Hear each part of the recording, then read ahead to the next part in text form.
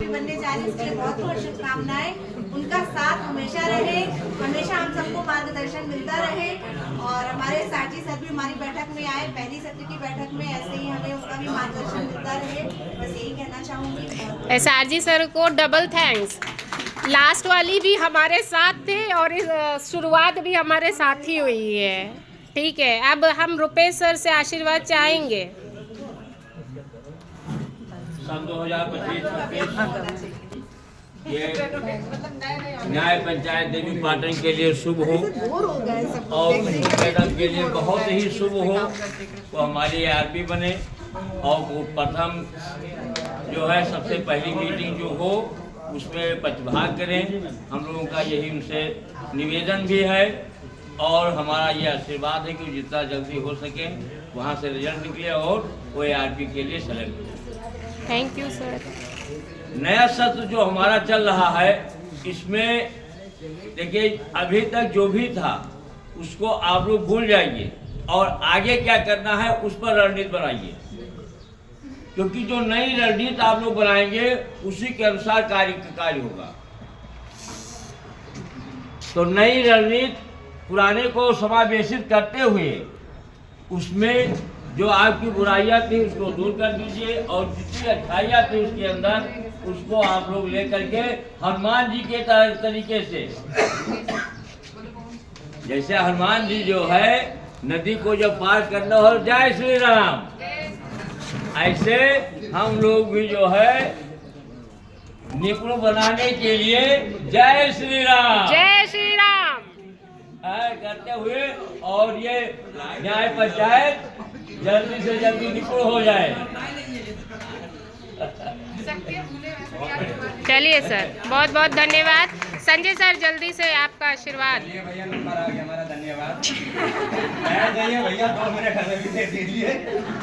नहीं बैठे हैं, सुन चलिए। अब जैसे कुछ मैम ने बताया था सही में मतलब भाई बहुत अच्छी बात है जो है ना ARP बनने के लिए तैयार हैं। तो हम भी देख रहे थे कि भी आप पूरी एनर्जी के साथ कुसुम मैम को अपना सत्र पूरा करने दीजिए जो ना, बहुत अच्छी बात है।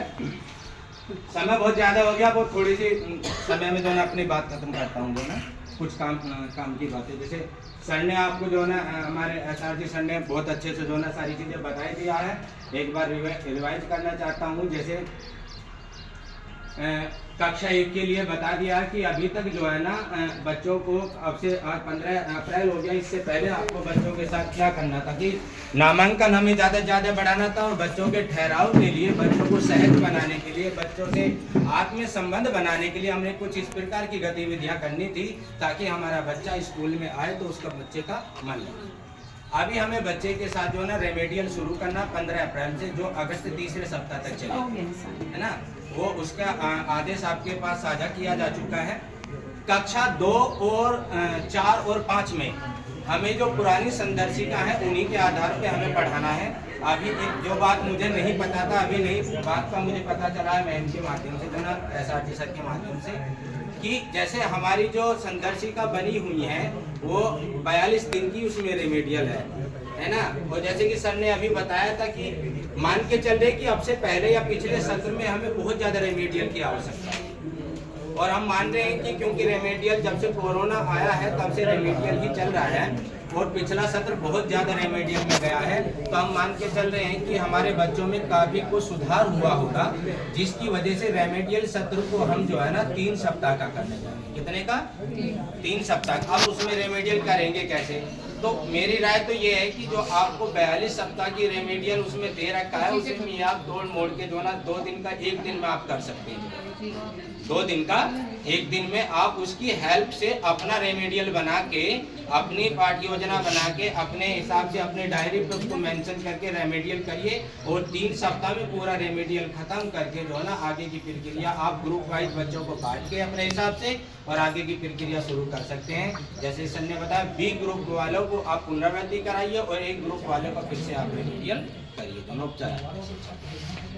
तो ये जो तरीका अपनी शैक्षिक गतिविधियां का है। दूसरी चीज जो क्लब की बात कर रहे थे, उस मैम ने बताया था इको क्लब के बारे में बताने के लिए। तो इको क्लब इस तरह से आप अपना एक बैनर बनवा लीजिए अपने स्कूल में, जो कि मुझे लग रहा है अधिकतर लोगों ने बनवा रखा है। इसमें आप सदस्य बांट दीजिए, शायद 10 सदस्य इसमें होते हैं, कैप्टन होता है, अध्यक्ष होते हैं, जिसमें टीचर्स का भी नाम होता है। इसका आदेश आपके पास होगा, नहीं तो साझा कर दिया जाएगा। और इसको बना के अपनी एक फाइल ग्रुप में उसमें रख लीजिए।